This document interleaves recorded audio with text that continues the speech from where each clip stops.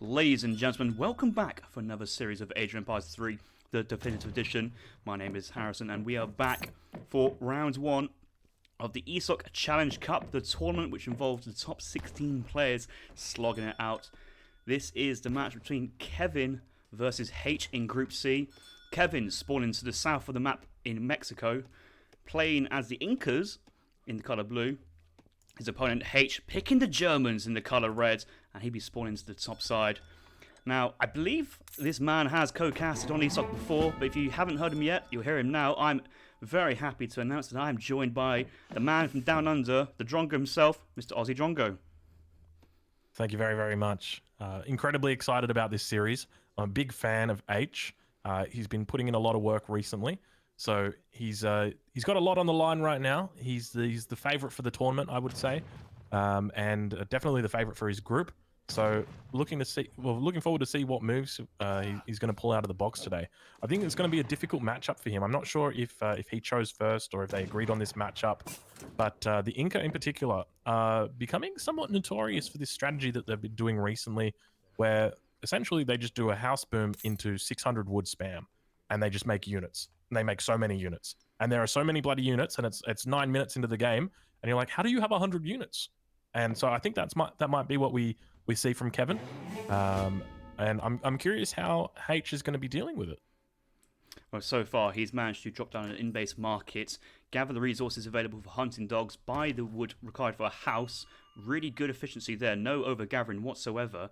Also, picking up a 70 XP treasure, he's already sent in those 2 settler wagons this early in the game. This is such a strong start here from H, so really good. Lucky, I think it's more luck that he came across that 70 XP treasure, but because Germans, they have that XP penalty, it's just been such a splendid start.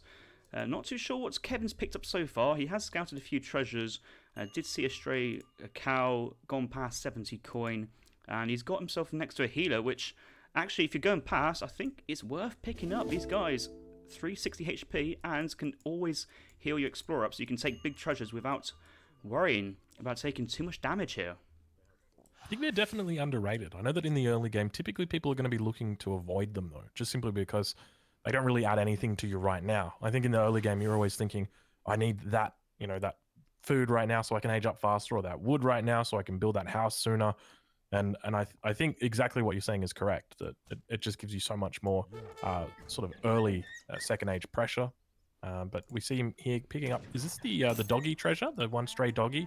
One nice big boy cow going back to the Incan capital. Unfortunately, because Incans have a very unique play on the llamas, but the cow is no use to Inca. It's just a herdable animal, but the llama that the Incans spawn with can dance in the community plaza. But I think that's already been eaten up by Kévin. Kevin's a very hungry boy here, going for that extra early resource, and I believe Kévin has already gone for and completed the 4 villager tech from the catcher house, so he's already at 15 villagers.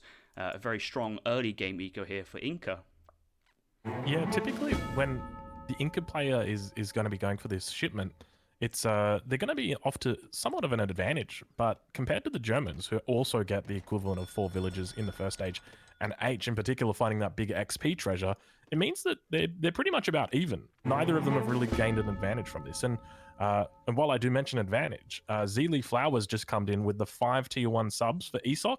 So if you've picked up a tier 1 sub for ESOC, thank Zeely Flower very much. Incredibly sweet of you, donating to the cause. So thank you very much, Zeely. Do you know who Zeely Flower is, Drongo? I'm going to assume some sort of botanist. One of the sweetest person you'd find on ESOC community. So the fact that she's dropping by for another stream is always greatly appreciated. Zeely Flower is a very keen supporter of ESOC, so always glad, and dropping by with the surprise 5 subs.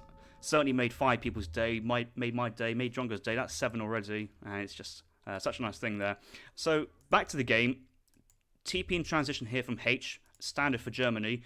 Kévin has also gone for a transition trading post here, dropping down a Tambo on the trading line. Looking at his deck, do we see the 3 TP Tambo wagons? We do not. We don't have the town centre and building wagon as well in Age 2. So I think Kévin just wants to drop the single trading post at the moment, just to maybe annoy Haitch and deny him the ability to go to the full TP line control. Back at home, Haitch ages 8 up, 400 wood, house coming down, and let's see what Kevin's up to. I'm assuming Kevin's going up with the chief, so we're probably going to see him pop out his 2 war huts very close to H's base. Might even look to eventually take out that. Where are they? Where are they? Oh, that's Sam. Oh, yeah, he's put them up at nice. The that is actually. I wasn't expecting that. I was when he said 2 wagons, I thought Drongo is on the board. He knows his Incan stuff. Incan's probably the one civ I know the absolute least on. But popping out from the forward trading post, home city shipment point, very smart. These buildings will be up very quickly. He sends in 600 wood as his. Is that 600 wood first card, or that might be 300 wood? Yeah, 300 wood age 1 into 600 wood now. Yeah, and then so I think with the 600 wood, he's going to aim to put down as many houses as possible. And then I suspect the next card that we see after that is going to be, oh, look at this cute little micro right here. This is what win games right here. This cute little beautiful micro, that is game winning. You think strategies matter? They don't matter. What matters is this micro right here, because it enables him to just put that extra DPS onto the Explorer. It's going to mean that when a big fight inevitably breaks out, he's not going to have to worry about that DPS anymore, because it's already going to be done. That Chasqui, though, is only 120 HP, 6 hand attack. But I saw the Ulans, they were focusing down the Incan war chief, so maybe it was the case of trying to keep the Chasqui away from the Ulans, but now that those 2 parties have gone their separate ways, 2 Ulans making their way into the Incan base, 1 villager forward building a market might get picked off if that's not completed, but I think Haitch is going to be raiding from the south side. 1 villager, awkward path in from the catcher. I think that's a dead villager. I think you might be right. We also see that the second round of 600 wood has come in for Kévin, so he's going to be dropping down more houses with that. I suspect the next card that we're going to see out of him is going to be the Chicha Brewing, which is going to increase the gather rate for all of the houses that he's built, and then we're just going to see him ship 600 wood back to back to back to back, and it's just going to his economy is going to go absolutely crazy, and he's going to do a pretty big timing attack, which is going to compete very well with the German fast fortress. I don't know if you're seeing this, but he just managed to get a batch of 2 plumed spearmen from the double war huts. Stacking about 900 wood he was there briefly. Maybe he's thrown down a couple more catches at home, but it's like Kévin has got a lot of wood stockpile, and that's something that's always quite funny to say, but at the moment it's a little bit mismacroed from Kévin already, and all Hazard's be able to do is just raid with 2 Ulans, so only getting a couple of plumed spears. I think the build hasn't been as crisp as Kévin hoped for. He's still managing to spend it, and he's only now getting down all the rest of the catches, but I have a feeling these catches could have been put down a bit quicker. My fear is that the Ulans have seriously delayed these. So when those Ulans came in, it meant that he had to idle on a lot of his hunts, which meant he couldn't get Look at this pathing going to happen. We've already down 2 vills. This is going to be the 3rd vill. Oh, jeez. Do we even... Yeah, that's gone. Yeah, so I think that when those Ulans came in, it meant that a whole bunch of vills had to go inside the TC, so he wasn't able to get out the plume spearmen, and then also he was collecting the wood, which meant that he stocked up a whole bunch, and he wasn't able to get down those houses just because the threat of the Ulans was still there. So it's one of those things where just by having those Ulans around, it really stuffs you up. I tell you what, playing against Germans, those extra 2 Ulans that they get, they really ruin a build order. Yes, so it looks like Hazard has aged up, going 3 settler wagons into 700 coin. Didn't train too many extra Ulans to age up, so he's gone for the fast, more of aggressive playstyle here, but does have the racks down and a stable down. Not too sure how he managed to afford all of that, as well as the steel traps and place the mines on the villagers, but he's up, trained skirm, sending 8 skirmishers here to deal with the colonial infantry pressure here from Kévin, pikemen and bowmen, but bowmen with only 90 HP. I think the 8 skirm, 5 skirm batch here from Haitch will be certainly enough to at least push this away. If not, actually clean up with the 3 husks popping from the 8 skirmishers as well, and maybe a raid down to the south with another villager kill, possibly for Kévin. Yeah, I suspect he's lost... Oh, that one's got 2 HP on it. I suspect he's lost, close to 4 or 5 villagers now. So definitely going to the economy. here comes the pop, though. That's the pop I was afraid of, but Paul tricking back those bowmen with the larger mass of plumed spearmen, so Kévin managing to keep his army together. That is very nice, to say the least. Does have the catcher brewing, so each of these catcher houses gathering 0.9 food per second, but they're not exactly like a blue breed Swedish torp gathering food and other resources. Yes, that's correct. These houses gather forever, unfortunately. So it means that the tempo that Kevin's got is just going to continue throughout the game. He's not really on a timer here. He can just keep sending 600 wood infinitely, keep making his units, and there's no real timer for him. These resources come out of thin air.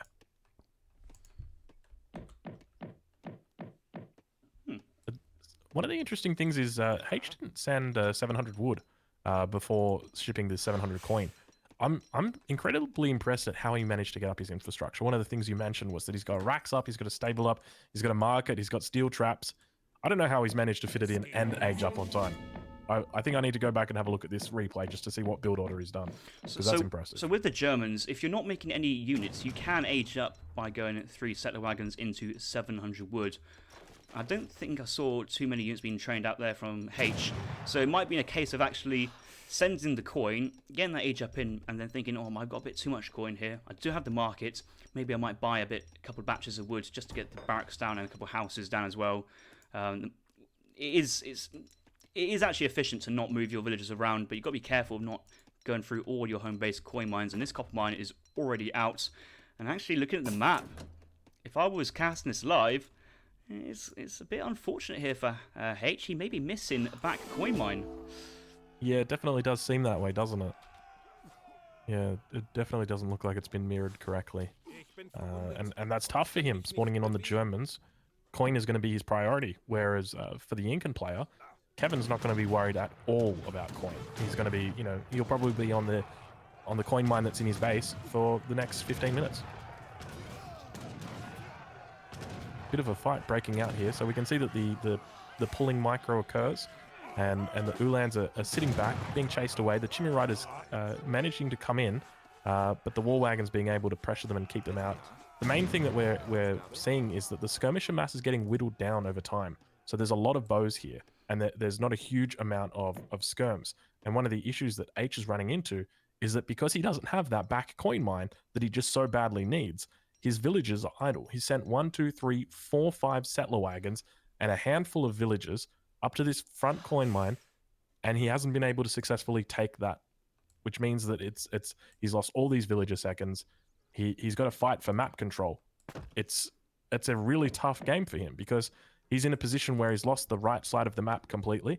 He's got to focus on the left side, but as soon as that Chimney Runner pressure really starts to build up, it's going to be incredibly difficult. We see the Chimney Runner numbers now. They're climbing, that looks like about 18 to 19 Chimney Runners.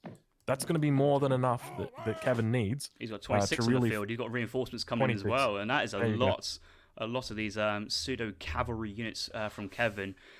Very, very good point making there with the controlling the queen mines there from Kévin on the right side, forcing all of Hazard's army and Eco to move on to the left-hand side. And yes, those settler wagons, they were idled, and that has definitely slowed down Hazard's reinforcements. Oh, should I say Haitch's reinforcements? Let's look. Oh my god, I got to turn front of fur collars off. That off. Yeah. So somebody in the chat was saying, oh yeah, the players' colors don't match up to the scoreboard, which I'm using in OBS, but that's just a text color. I can't change that. But yes, okay. Let's keep Kévin with blue and Haitch with the red. Kévin moving in with Chimu, Plume Spearman, Jungle Bowman still in the second age, and no thought about going to the third age here. I wonder how Haitch is going to do this, because actually the mass is in favour of Kévin right now, and there's only about 5 war wagons. There are Vetulans, but there's a 7 skirmisher shipment coming out from Haitch, and a big patch of war wagons. At the click of a finger, Haitch's army has basically doubled in military strength. Yeah, it's just impressive. Where did those war wagons come from? That was very... I was thinking, how is H going to deal with this? And then all of a sudden, oh, that's how he's going to deal with it. So yeah, lovely mass from him. The main issue that we're going to be running into is that with the war wagons, they're going to be overkilling a lot of the Chimu. It's very difficult to micro them with war wagons having such high attack, high population. They're a high cost unit. It just means that with the Chimmy Runner, it's like a Hussar, but it's a lot smaller. It's only one population. It's a lot cheaper. And so it's a lot more difficult to focus those down. And so Haz is going to have to be very, very active in this matchup, trying to make sure that all of those Chimmy Runners are being sniped out. I've seen Haz's micro or H's micro. I know that it's top notch, but I don't know if he's going to be able to individually command 2 or 3 war wagons each onto every single Chimmy Runner. I think it's going to be really difficult for him in this matchup, just with the amount of mass that's beginning to build for Kévin. At the moment, he's throwing down his rebuilding his barracks. Currently housed only 3 villagers on the Wood Gathering at the moment. He does have gang sword to work with. I'm sure he'll chuck a few extra villagers in. Yes, having 2 settler wagons on a tree is very smart. He's gone through his second coin mine. His coin mines on the right are denied by Kévin, so he's having to move on to this copper mine on the left-hand side of the map. And I feel as if Hazza has got about 1,800 coin remaining to play off and to make that critical impact. Oh, looky here. Doppelsodners is the change that Haitch is going into. In his deck, he's got the standard H3 deck of cards, so no 5 Doppelsodners or hand infantry combat, but a couple Dops. Yeah, the Dops basically hard counter the Plume Spearmen and the Chimmy Runners together, and the Jungle Bows, they only have a 1.75 multiplier versus Doppelsodners, and Dops do have extra HP than in previous games and patches, so Dops are very smart choice here, and look at how the Dops want to come from behind here. We've got skirmishers being pulled back from the Chimmy Runners, Ulans and War Wagons moving in to intercept, but the Dops going to come behind. It's not like Kévin can kite back at the moment. This is just a Z move click from both players, and how on earth is this going to end up? My fear is that he's been skirmishers.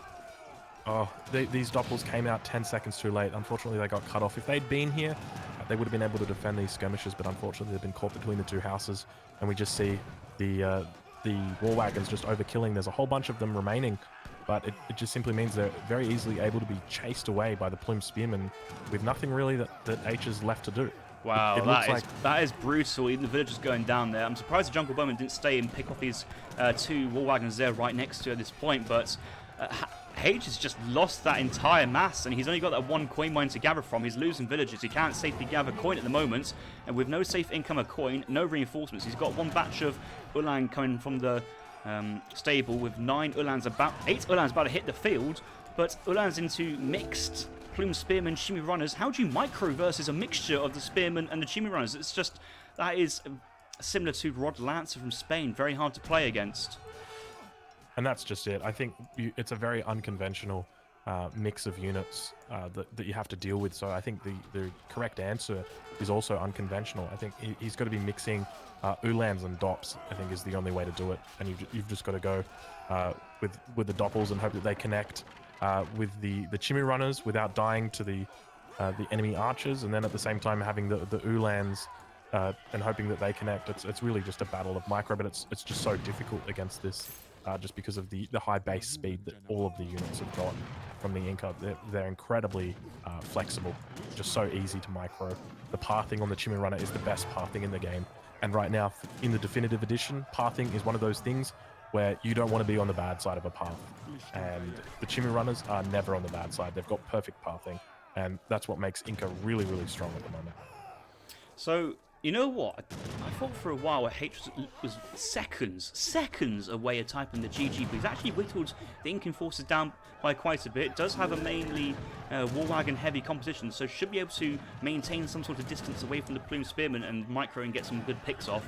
But he did lose many villagers in that last engagement, only down to 18 villagers, probably about 24, 23 villager population in total. And just the reinforcements like Kévin are just continuously endless. He even sent 6 bowmen, trained 8 Chimus, and another reinforcing batch of bowmen just complementing this army. We've got the snare off from the pikemen. The Chimu don't snare, but the Plume Spearmen definitely do. These war wagons can't escape. They can't really kite. They're very slow turn radius, and the bowmen just move in to one-shot kill these 300 resource units. And I think that is going to be it. And yes, the recorded game's finished. The GGs have been called, and Kévin, my boy Kévin, is getting the first game over Haitch. Is this another upset on the cards? It definitely seems like it. I remember seeing some of the predictions, and a lot of people were saying that Haitch is going to not only 3-0 the group, but he's going to do it without dropping a single game.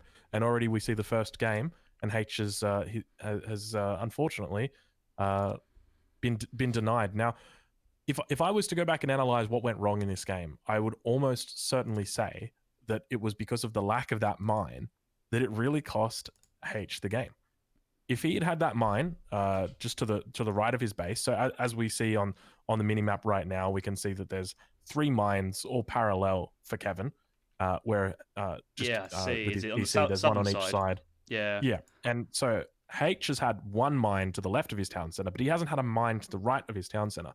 And what we saw in about the 12th minute is H pushed up with his mass and tried to take control of that area, tried to knock back the forward base, and brought settlers with him in the hope that he'd be able to secure that coin resource. But as a result, it meant that he was unable to do that. It's been denied villager seconds, and then he's had to move to an even further out coin mine, and as a result, he's just lost a huge amount of villagers in a fight that has happened in a place where his villagers just never should have been, because he should have had a coin mine that was a lot closer to his base. So it's an unfortunate consequence where you've got a matchup that's a little bit difficult, combined with a map generation that hasn't spawned the perfect way. But at the end of the day, Kévin played it very well, and so hats off to Kévin. I think you can see, I'm just looking at the timings, around about 10 minutes, I think. The German eco does start to decrease slightly. Military population goes off as well, and I'm sure there's an idle villager tab which shows this movements of villagers to that coin mine and back. It does count villagers moving as idle as well, but you can see this large portion of the time where Hazard's having to relocate quite a lot of those coin miners from that right hand side of the map over to the left hand side, and so the reinforcements from H at that point weren't as strong as they could have been, and it can be seen in the military population. He does get a big batch of war wagons and skirms from the shipment, but afterwards he's only got 1 more batch of units coming in, goes to the fight with equal numbers, but Chimney runners and pikemen on top of all these German units. The pikemen poking in down the Uhlans very quickly, the skirmishers getting torn to pieces by the Chimus, and then the war wagons, well, they can't take the fight all by themselves. The reinforcements from Kévin was just continuous and forced the GG out from H there. So that's the first game over and done with. And currently, Kévin is leading 1-0. We'll go into game number 2. I think going into this second game, Kévin is definitely the underdog, but I'm not sure if we've got predictions on in the chat, but I suspect if anybody is predicting right now that we're probably going to see a few more predicting for Kévin than we would have in the last game. That's definitely for sure. So we see Kévin spawning into the west-hand side of Baja California in the color blue, playing as the Ottomans. H is spawning into the east side of the map in the color red, playing as the Germans once again. So Kévin won the last game. He chose to pick his civilization first. Well, I mean, he had to, and he chose to pick the Ottomans. H played the Germans last game in a losing attempt, decides to try his luck again with the Germans. Germans versus Ottoman, and Kévin is going for the mid-map trading post, which does spawn usually closer to the German town centre, so it is dependent on which side you spawn in. Is he going to get the pass? I think he's going to be close. I don't think he's quite got it, unfortunately, so could have gone for the top TP or bottom TP. Ooh, that is awkward there from Kévin. That is awkward. Oh my gosh, wasn't it so close? Look at it, just passing. Oh, that can be frustrating. And I think, had H gone for it, because it's just that little bit closer to his town center, he probably would have got the pass. It's just one of those things where it can be a bit frustrating. And now we see him attempting to pick up this 80 wood treasure, making sure that he just rushes it down. One of the primary fears he's got is that he knows that H is an aggressive player. He's going to be in here looking to steal and pick up treasures. And we can see H is already over on Kévin's side of the map, just below his explorer. And he's on the hunt. So Kévin doing the right thing, knowing exactly how H is going to play. So a great read here. Look at this, almost like just this is brutal from H. He's just chasing down and going to bully Kévin's explorer. And I noticed how H went down to the southern TP initially. Now the big brain play here is thinking that H is aware that Kévin won't be able to get that first pass from the middle trading post, so went down to the southern trading post to try and get as much damage on Kévin's explorer, managing to pick up Buttercup the pet cougar as well, and forcing Kévin into full retreat mode back to his town centre, and will be giving Haitch full control of the map to pick up treasures at his own pace, as 80 would by 3 Cougars right next to Kevin's TP, but I don't think Kevin can go back out and contest that. Yeah, it's definitely going to be difficult for him to contest. If he does try and contest it, he's almost 100% just giving up his Explorer if he does that. And I think it's something that he's going to be needing to keep alive, just because when those Ulans do come eventually underneath the town center, he's going to be needing something to snare them. I'm curious what kind of strategy we're going to see out of him. Are we able to have a look at Kevin's deck? You certainly can. Well, while we're on Haitch, let's just see his deck. Very standard German land aggression. No real eco cards in the 3rd age. No surprises there. Does have the 10 Guard Asars in the 4th age. But Kevin's deck is going to be very interesting to see, and it will explain of how he wants to age up and play. He's going to age up with the Quartermaster here. So let's see his deck and see what he's playing with. And baby, I see some schooners. Oh, that always excites me when I see schooners. But it doesn't look like he's opted to send it as his first shipment, and it doesn't even look like he's going to be sending it as his second shipment. He's very heavily on wood, though. That is something to note. So probably going to be dropping down this second trade post. We do see the Explorer hovering to the north of the map. So curious whether we're going to be seeing a stagecoach out of him. He'd obviously be aware that Haitch hasn't picked up that initial TP yet. And we do see the schooners coming out. So this is exciting. Whenever there's water involved on a map and we get to see schooners, I get excited. I love a big boom. And so that's what we're going to be having. Kevin definitely didn't start out as the favorite of this matchup. But look at his microphone. Haitch, he's got Buttercup in front of Kevin. Instead of attacking with the Pet Cougar, blocking the path in, forcing Kevin to decide which way he wants to walk around this pet animal. But that means he's going back into the hands of Haitch's Explorer just to get that snare off, and has picked off that Explorer. So no trading post here for Kevin in transition. But as you said, with the schooners play, I think Kevin wants to invest all that wood into eco on the water. I was just checking in the fog of war. I don't believe Hazza has scouted that 80 wood treasure right next to Kevin's trading post. So I was wondering why that wasn't being gone for.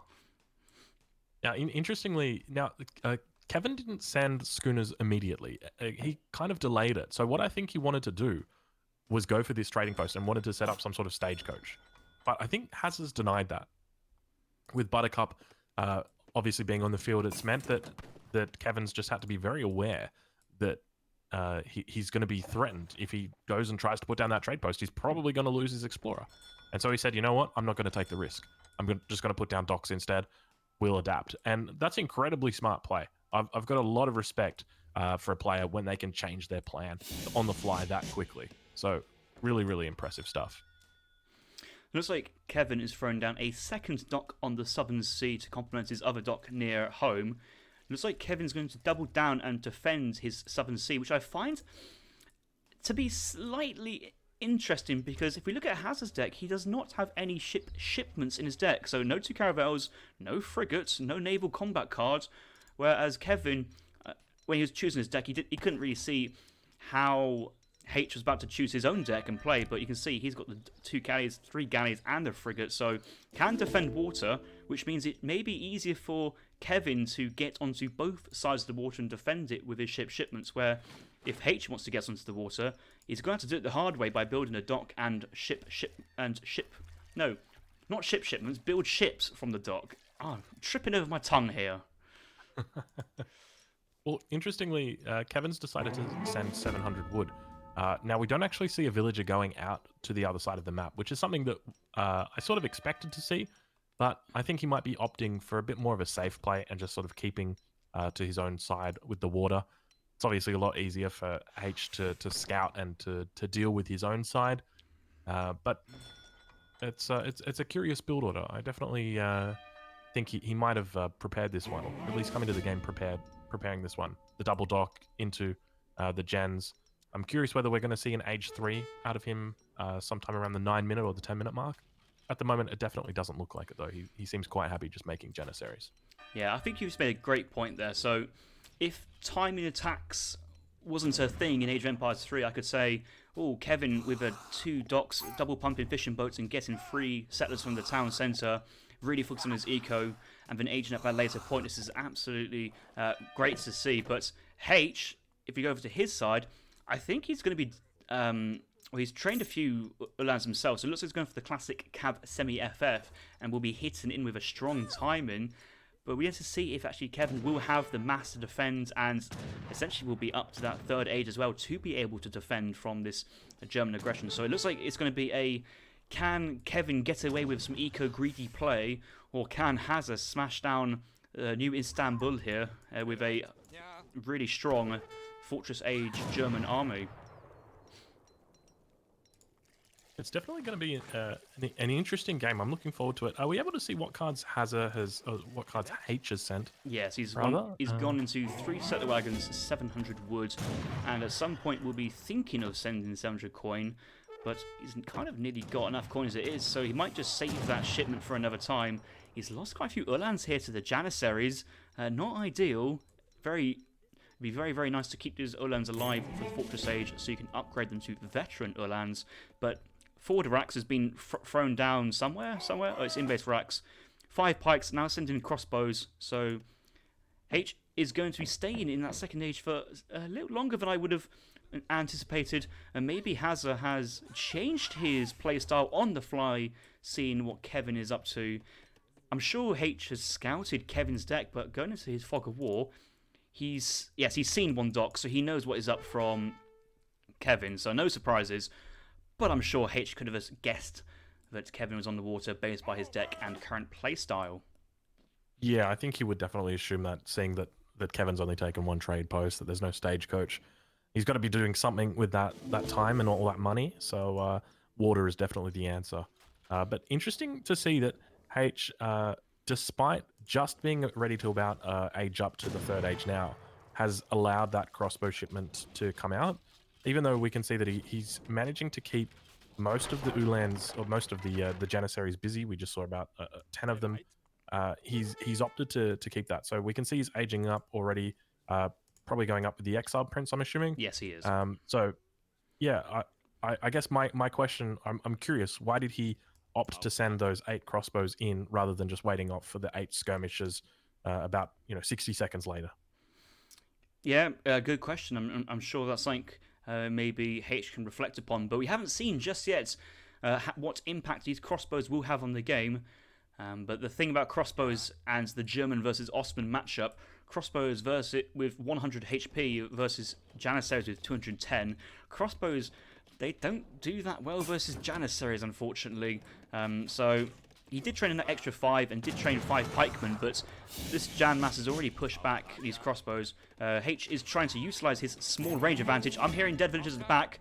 H is pushing with crossbows from the front, raising the back, and so even he didn't get a great military trade there. I think he picked off 1 Jan for free, maybe traded both for a Jan, picked off a villager while distracting Kévin. So that is the good play there from H. Are we able to see the villager count for Kévin? Just see how he's doing on the economic front. I suspect he's probably climbing up, maybe into the 40s. Oh no, he's only in the 30s. He's got 16 settlers and 14 fishing boats. We go into the sea. These 14 fishing boats, they have their rendering plants, but no gill nets just yet here for Kévin. And I'm sure you guys know how much of an advocate I am for gill nets. For 90 wood, 90 coin, plus 15% income on food and coin for your fishing boats. And it's when you have about 10 or 11, it's much better cost effectively to upgrade than to train more boats at that point. We saw a fun $1 donation from a person who chose the name Ezad, but Ezad in the chat was suggesting it wasn't him, saying that he enjoys your cast in Drongo. So you made another person's day as well with the co-cast here. Oh, that's good to hear. I'm glad to hear that. It's so we've seen Kevin's managed to reach the 3rd age as well. He was initially going to be sending the 2 falconets, but he's recalled that and then decided he's going to ship the 1,000 wood. We also see H has shipped 1,000 wood. So it's interesting to see the way that the meta is evolving into this more economic focus, where players are instead opting to send resource crates, be a bit more greedy than they are for unit shipments. Obviously, we're a bit more delayed. These Fortress Ages were about the 10-minute mark rather than the standard, which is about 7 or 8 minutes. But it's interesting to see the way that it is unfolding. I suspect that we may see H begin to challenge for the water. He's putting up this third trading post. He's already managed to knock down the middle one and take it. So now he's going up for the third one. He's also researching Stagecoach. So be putting those onto wood. And maybe he won't even need to challenge for the water. He didn't decide to include frigates in this deck for a reason. And maybe that's just because he thinks he can beat the Ottoman player without even needing a frigate. Yes, so both players are sending 1k wood. From Haitch's point of view, a rule of thumb I have, which may be more applicable for the lower level ladders, is if you advance first to the third age as maybe Dutch, maybe German, maybe France, you can afford to send 1k wood if you want to, and squeeze a very, very high valuable shipments, and I don't know, maybe go to second TP or go a second TC or go into Stagecoach TPs, get amalgamation, housing, more buildings, and make full use of that. But Kévin, he's aged up later, sending 1k wood, which is an economic, a greedy card, not really providing too much tempo there and then on the field at the moment. His Explorer is taking a nap on the other side of the map, and one of the meta changes we have seen with Ottoman is dropping down multiple town centres so we can get that auto villager production kicking in, but with no Explorer back on the field. You can build with settlers, but they build very, very slowly, and I think Kevin's, he's just been training more fishing boats and houses. He's managed to spend all that wood, dropping down maybe the artillery foundry, getting vet jams as well, but no cannons on the field already, and H is just moving in at this moment with crossbows, skirm, and then the Ulan vet war wagons. So big Spahi pop though coming in, and we've got to see how that is going to play out. I think with the extra war wagons coming in from H, it's definitely going to be almost a perfect counter. With a battle about to unfold, the Spahi have popped out, but they've decided that it's best for them to run away. Not before they moved back in, though, unfortunately. So now it looks like we've got the Janissaries entering into melee combat with the ranged infantry. It's exactly where they want to be. It's a great little spot for them. The Janissaries are in really good position here. They're absolutely going to be doing work, just simply because H doesn't really have enough skirmishers here. He's got 1, 2, 3, 4, 5, maybe 6 skirmishers, but they've been eaten alive by the combination of the Spahi as well as the Janissaries. And at the end of the day, all that's left are some war wagons that remain. And the Spahi are less than interested in fighting against those. And we see that Kévin begins to train some Abus guns, because dealing with the war wagons with Janissaries just isn't fun. They've got a little bit too much range, a little bit too much speed, and their turn radius is quite quick, which means they can kite away from you. Well, compared to goons, they're quite slow, but it is an interesting point you do make, though. It is quite a known thing that Ottomans, they do struggle versus civilizations going into mass Dragoon at the moment. We have Emotion dropping their $10. I don't like the slow DE update politic, but you are to update, and I don't know. If that was legible, I could be able to read it, but I was stumbling over the words you had chosen there. But he said, "You are up to date and on fire." Oh, that's a compliment. Oh, thank you very much. Hey, oh, cheers, mate. I was in between. I was in between thinking of what I was going to say next and trying to read that out, but also checking like a quick profanity check to see if I wanted to read it out, because we do occasionally get some joke messages as well, which is always fun to read, but maybe not read aloud. So interestingly, we see that Kévin is opting to send 2 Falconets, and this is always a little bit concerning for me to send this card against Germany, just because of the way that they mass up war wagons. They're so easily sniped out, and so sometimes I feel like I want to send the card, but it's not really going to give me a lot of value. I'm not sure. Has he got 5 Abus guns in the deck? And has he sent it yet? Because he's skipped out 5 Abus, 5 Cav Archer, and 5 Hussar in favour of 3 galleys, a frigate, and another 3 card. galleys and a frigate. Yeah, jeez, that's a lot of water. Which you could argue versus Germany, do you need the double shipments in the third age? But that's the side argument. You're saying about the Falconets. I'm agreeing with you, because he's seen that he's cleaned up all of the skirmishes in that last engagement. But he's got Abus guns and Falconets to do the same job for them.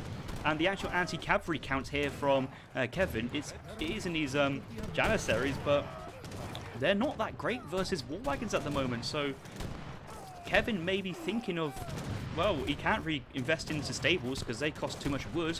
War Wagon's moving in, sniping off one Falconet. Avis Gun's still alive, but skirmishers are behind the meat shield. That is the War Wagons picking off Janissaries one after the other. And looks like this fight is just being well microed here from Haitch. And it's just pulling out a huge score advantage over Kévin. And remember, Kevin's gone from a fishbone behind this, but it's not giving him the amount of stuff on the land that you'd hoped for.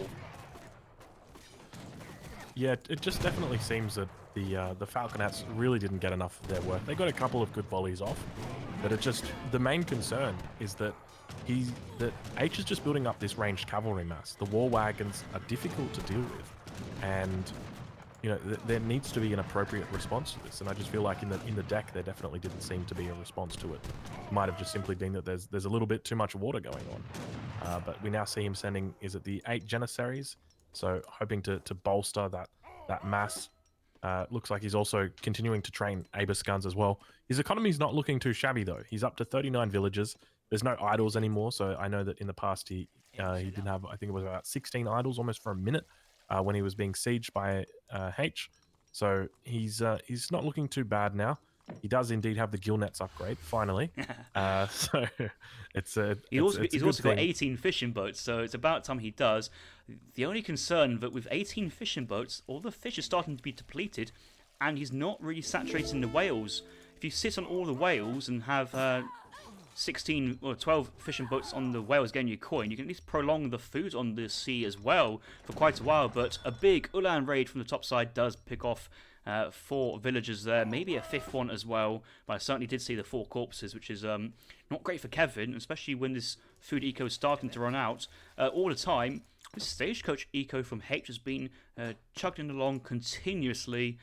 Haitch is out on the map hunting with steel traps. He's got access to all the koi mines as well. He's gone for a second town centre down to the south side. I think he's trained about... I think that town centre's been there for a while because of that 1k woods into stagecoach income. And Haitch just isn't phased by this because Skirm Warwagon just really overwhelmed this small Ottoman mass. And is this a flank of Ulans and skirmishers? Oh, more villagers being picked off from the forward hunts and coin mine. I think Haitch is maybe looking for some sort of side flank, but he's already picked off quite a few villagers. He can pull back if he wants to, but he's evaluated the size of the armies and thinks he wants to trade off here. And that might be a good call when he's got more and more units. Yeah, 47 villagers for Haitch and the Germans compared to Kevin's 33, and that includes the fishing boats. And keep in mind, there's going to be saddle wagons in there as well, which double up. So the true villager count's probably a lot higher. But now we begin to see a battle unfolding. H is coming in from both sides.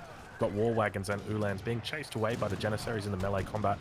Meanwhile, the skirms are sitting on the back. Are we able to see, do they have counter infantry rifling yet? Probably not. That's a bit of an probably not, investment. no, but it doesn't matter because he's got Avis guns now. No more Janissaries, and the Ulans are going to town on them. Plus 15s going everywhere. And instead of the plus 15s of the Vet Ulans and the XP donators, actually they were harvesting the XP from the Avis guns. They melted. Indeed, they were. Kévin had no army and had to call GG there, so H managed to come back, taking the game 1-all. That's exactly it. Now, I'd love to see what the villager count looks like. I want to count how many villagers H was able to snipe away from Kévin, because I suspect it's probably up in the double digits. It was a huge amount of villagers that H was able to sort of just keep down. So let's take a look. What do we got here? So it looks like there was a 31's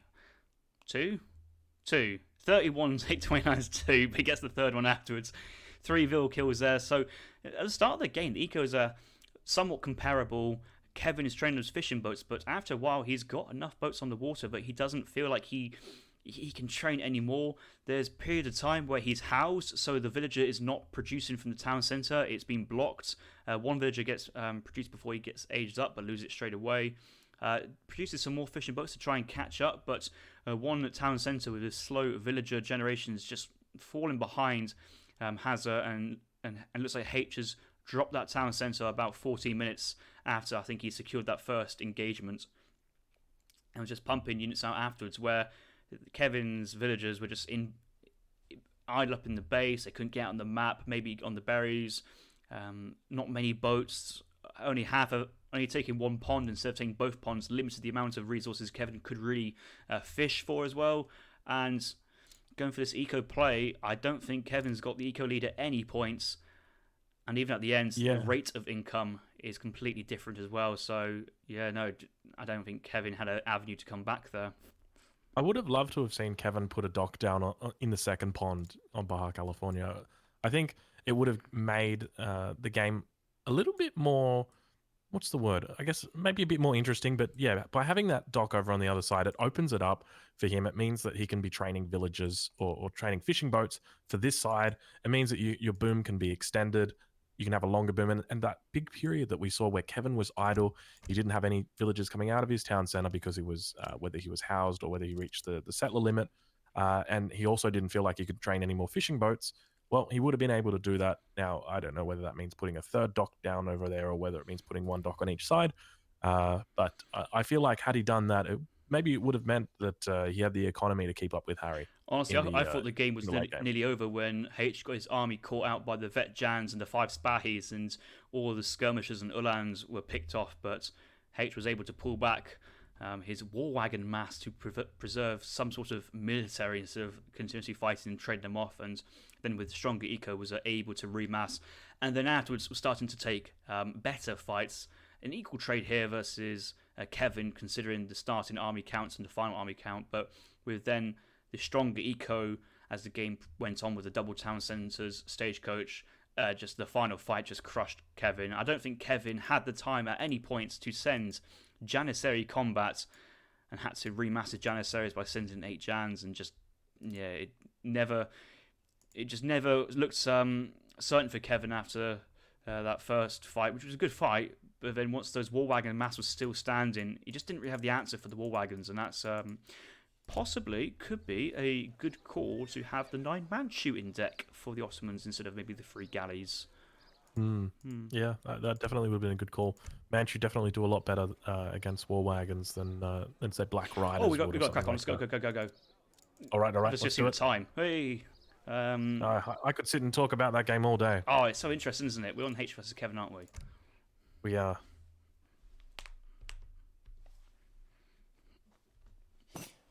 Turn my light on. It's getting dark in here. Well, I'm about the opposite to you. It's about to get bright in here. It's 4:43 a.m. Oh my god, we're on Deccan, aren't we? We got Deccan, guys. This is. I'm excited to see this. Oh. So each group have their own set map pool for the group stages, and we've already seen a couple series played out from Group D. But it looks like in this group Haitch is in, Deccan is the 3rd map of the series. So both players starting with lots of extra resource crates in base, and in base gold mine as well, safe berries, quite a lot of hunts. This is a high resource map. There are water buffaloes in the center plateau. There's 2 sides, there's 2 TP lines each side. This is where most of you guys have spent your days playing 3v3 First Lieutenant Deccan matches, and I've certainly been there as well and spent many hours on this, and it turns out it's actually quite a fun 1v1 map as well, especially when it featured at the 2019 LAN tournament at Escape Studios. Some fun matches on Deccan were had there as well. So we're able to see what Civ... Okay, I was curious what Civ H was playing. So he's playing Brits. So I guess my first thought is that Kevin's picked up India, and India is a great civilization on this map, just simply because they've got this second explorer in the first stage. So they're able to pick up all those yaks that spawn in the middle a lot more easily than other civilizations that have only got 1 explorer. Forward villager from Kévin already, and we are on Deccan, so his extra resource crates dropped a market, probably bought a couple of bits of food with some of the coin as well. This is a very, very fast age up. He's still got all these villagers being trained behind, but the aggro fort can be dropped down mid-map at 1 minute and 42 seconds. So a really, really fast age up. He's on 9 villagers, so this is basically a perfect 10-10, you could say, but it's even better because he's got 1 villager building Yagra as well, and still has the eco behind to get his villager production going. H is just sitting there thinking, what is this? Aggro fort? It's not even 2 minutes yet. What's the opposite of an idleless 10-10? I guess it's a really bad build. Especially when you're going for this 10-10 and then your aggro fort gets denied by a scout sitting on the foundations, and you're all in on the early age up, but you can't throw it down, and you have to build it at home. Oh, it just gets so bad. I feel like you're talking from experience. That's suspiciously specific. Oh, once you've casted many games, you've seen everything. Nothing surprises me anymore, apart from surprising Rumi pops on musketeers. But that's exciting when you see that as well. So in the meantime, Kévin has managed to pick up 5 water buffaloes. There are 2 water buffaloes still to be picked up on the right side. I think I saw one on the left, but maybe already picked up by Brit. Looks like Haitch, how many buffaloes he's got? He's just got the 1, but he's dropping down defensive walls. Not going to delete the pillars here because he wants to ensure a watertight defense here versus any sepoys being trained from the aggro forts. And looks like the sepoys will have to run down this west channel here, but that's probably going to be walled off. I think this aggro fort is just going to make all the infantry from Kévin go down that right-hand side and push down this TP line into this side of Haitch's base. Meanwhile, Haitch, 3 villagers, first card, now sent in Virginia Company in the face of a very fast Indian age up. Is that the best decision? We'll have to find out. He's certainly got lots of wood already, so maybe he can get away with this greedy play due to the high resource starts. Does have the trading post on the other side of the map, so should have enough XP to get his first shipment in the second age at a reasonable time, especially with all the extra XP you get when you built a manor house, 27 each, and has walled up his entrance to the base, so at least delay Kévin and his first batch of units. And that's saying if Kévin wants to go aggressive. Let's see what's Kévin up to. Yep, 5 sepoys, first card, training sepoys as well, 2 sepoys moving forward. Here comes the 12 sepoy aggression.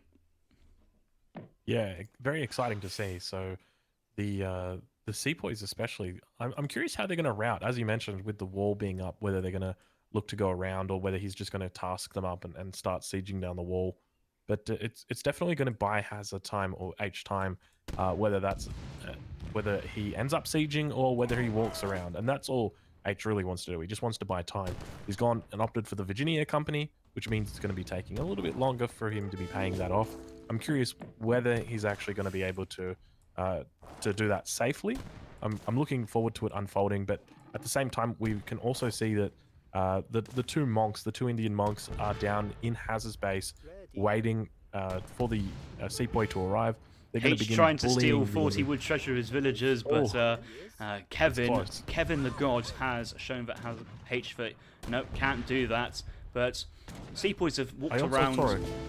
A cannonball. Whoa! That's a cannonball flying through the screen. What? Did you see that? Yeah. What's going on with that cannonball? Oh, he's shooting this. He's shooting the Explorer.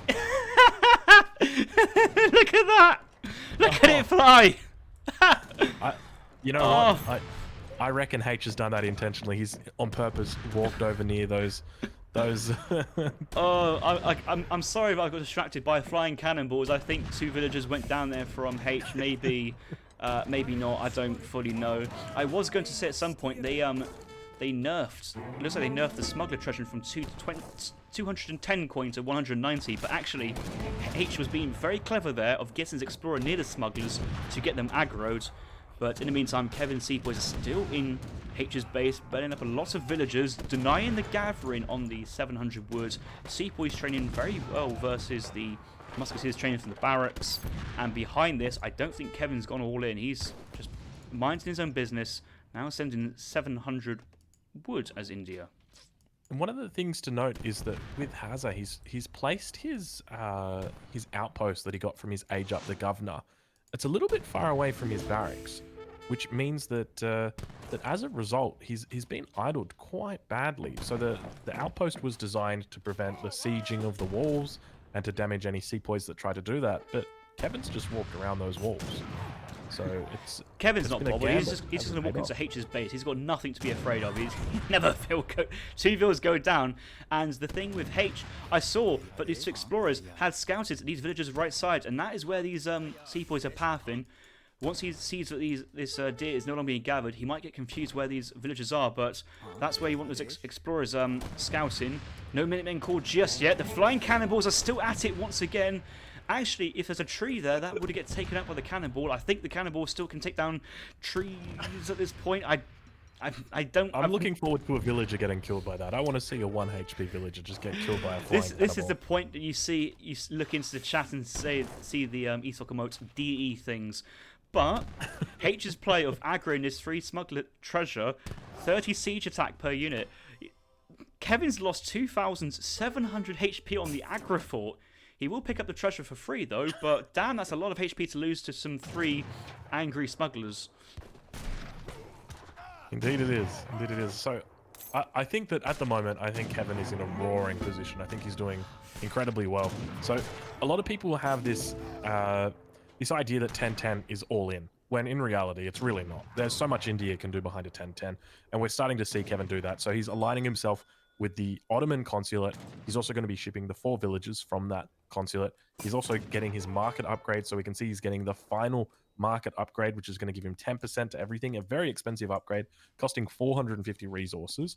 But, you know, in the meantime, H has been mana booming, but he's been losing a lot of villages because the pressure that Kevin's just been putting out there has been incredibly difficult to deal with. He's come in from a lot of different angles, and while H has managed to wall off the center, Kévin continues attacks from both sides. So, impressive play from Kévin. Good micromanagement. He's doing really well. As H2 would say, GG Kévin. Kevin's just too good. And Kévin moving with another 5 Sepoy raid, picked up another villager. I'm kind of surprised how H is at 39 villagers, but I suppose he's nearly full mana boomed and sending 5 villagers as his second card in the second age. Still sieging the wall now. I think it's the right decision to actually open up this pathway so reinforcements can move in a bit quicker. You love your cockroach strategies. This little expedition on the far right was started by 2 settlers, and they just dropped 4 mana boot houses, another 4 settlers out there, and that could have all been denied if those elephant scouts were still stayed around and sniffing out where those villagers went. So that's how H is really getting that score lead, because his eco is... He's got a bit of that eco out on the map. It's still gathering, and he now has some decent text behind. Hunting dogs and gang saw. Sending 4 longbows. 700 coin is the shipment. Keep an eye on those villagers, because even though they might be out there now, I reckon they might come in, because if they stay out there for any longer, they're probably going to be ending up putting up a town centre, and who knows, they might even migrate over to Punjab, just because that colony looks like it's getting pretty big. But now we see the muskets moving in over towards the Sepoy, and they appear to be warding them off. Haitch has also got some longbow out now. He's also training them from his racks, so curious to see whether we're going to be witnessing a spam of longbows. Longbows do quite well against Gurkha, at least until Gurkha are in the 3rd age at least. Once they get the Mansabar Gurkha out, it's a little bit harder to deal with. But I'm curious, do we still see whether Kévin is on the Ottoman consulate? It looks like he is. He's actually getting in some hussars now from the he's Ottoman going for consulate. the 3 Gardener hussars from Ottoman. I don't believe he's actually gone for the villager. Oh, he has gone for the Ottoman villagers. He's got an extra 4 villagers already in from the Ottoman consulate, so he's only now just got the export for the 3 hussars. Does have Imperial bureaucracy, 37 villagers on the field, but remember, he also does have distributism and foreign login aiding his eco, so 37 plus about 5-6 villagers from wood income, passive wood income, versus, well, 45 from Hazard. And Hazard, H is aging at the moment. He's already clicked up, aging with the Adventurer. So longbows is the age up option here. But I think he has enough military mass to defend from this. And I don't think H has called Minutemen yet. So he does have villagers with greatcoats as well to tank if he needs to. I think H is setting up Kévin to kind of lure him in a false sense of security and maybe catch him sandwiched with musketeers down to the south, Minutemen to the top, focusing down the Gurkhas, Minutemen on top of that as well. And this anti-infantry composition from Kévin has just been kind of decimated already by the longbows and Minutemen in town centre. Meanwhile, he's been able to put up a 2nd barracks behind it in the event that the things do manage to get Ori. And he's going to be able to age up without really being punished here at all. I was surprised. I genuinely thought this doesn't look good for H, mainly because of those Gardner Hussars. But he's been able to fend off the attack, and it means that he's able to get up. He's at max mana pop, I'm assuming, and his economy is looking great. So he'll be wanting to reach the 3rd age.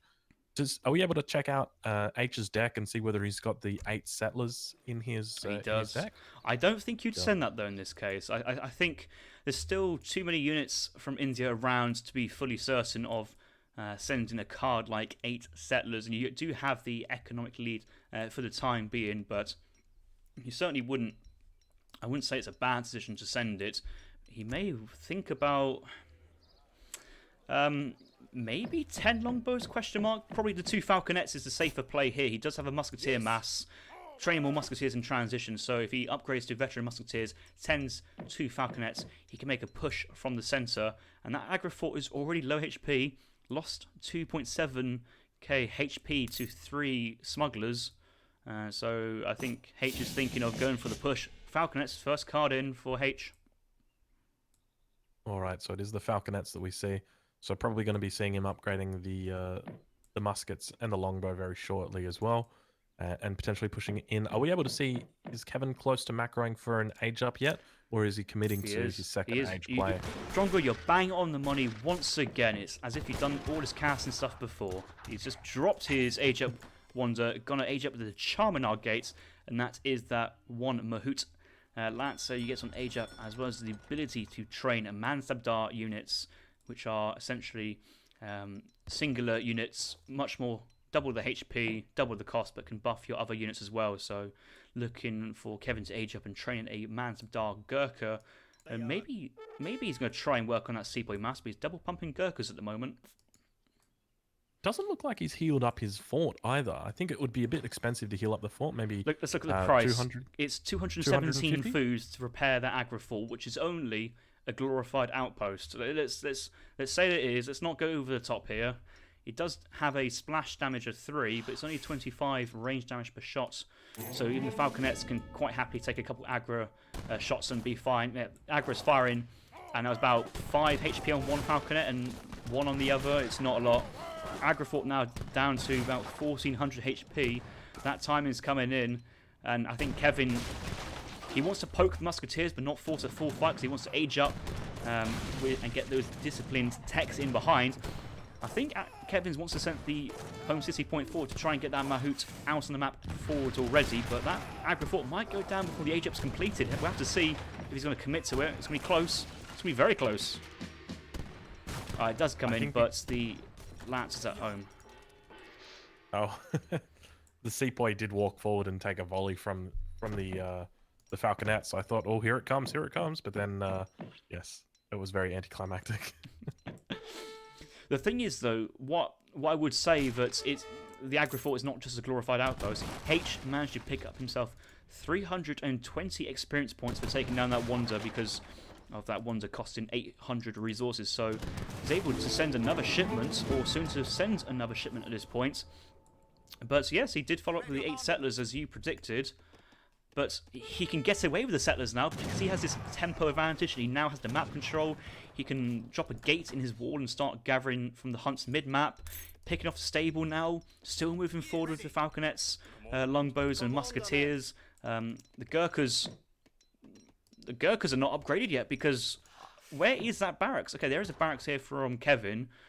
So I'm sure Kévin is researching Disciplined Gurkha right now, and yes, the Disciplined Gurkhas come in. Nearly able to send another shipment, but its first shipment, siege elephants and the falconets are down.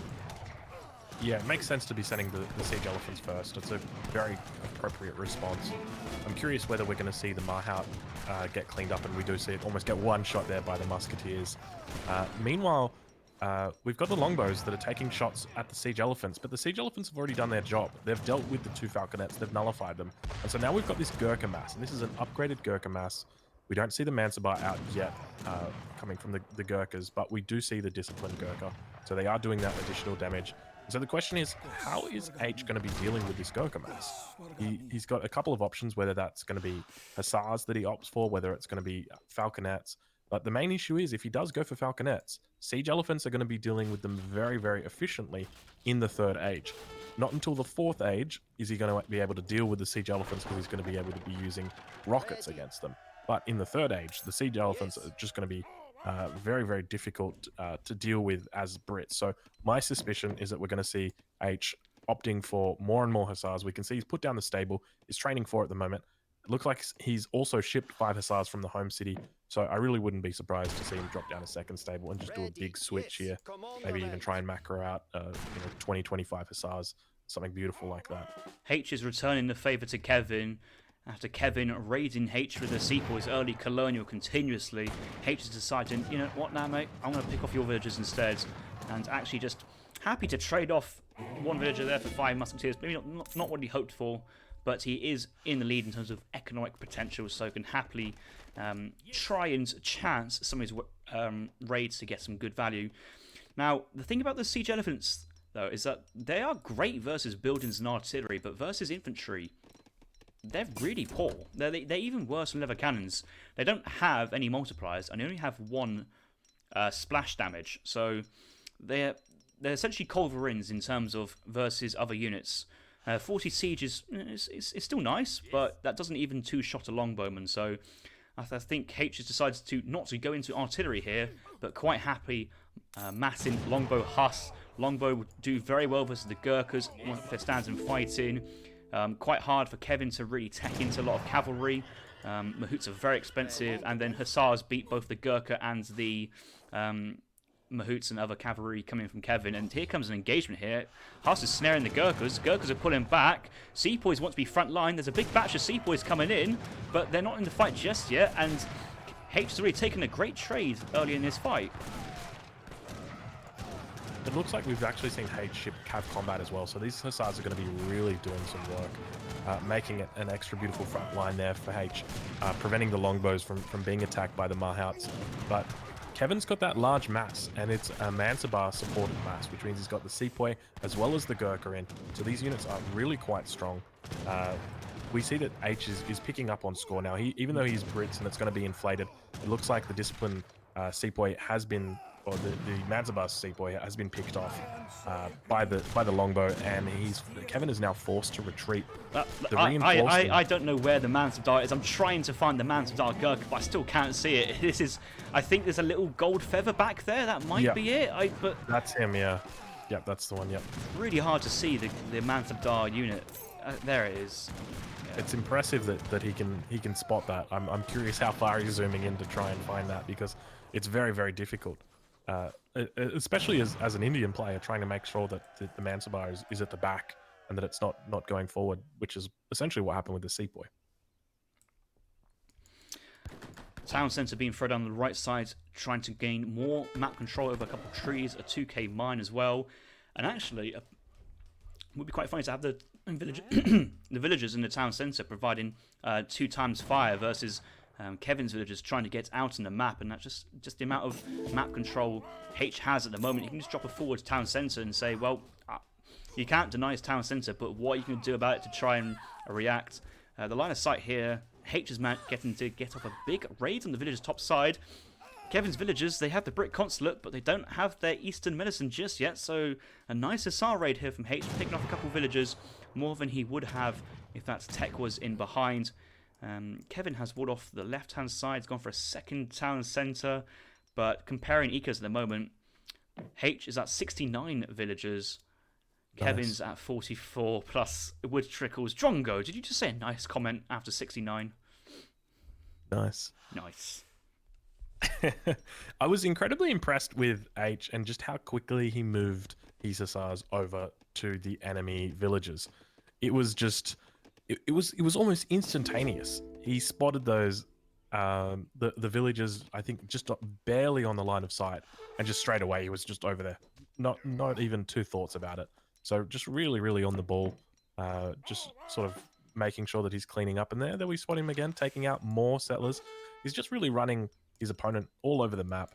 And he can do that because he's got the cavalry, whereas Kévin has just got this immobile mass of Gurkha and Sepoy. He's under pressure on the right side as well. Like, you see the entire army dealing with the Hussar raid on the left-hand side, where this villager's got that line of sight. So great raid there from Haitch, but Haitch is following with even smarter raids on the right-hand side.